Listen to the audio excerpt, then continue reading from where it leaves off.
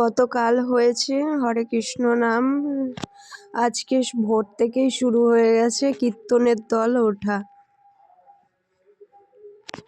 আর 6টার সময় প্রদীপ পাল আসবে, 6টা থেকে 9টা, সন্ধ্যে 6টা থেকে।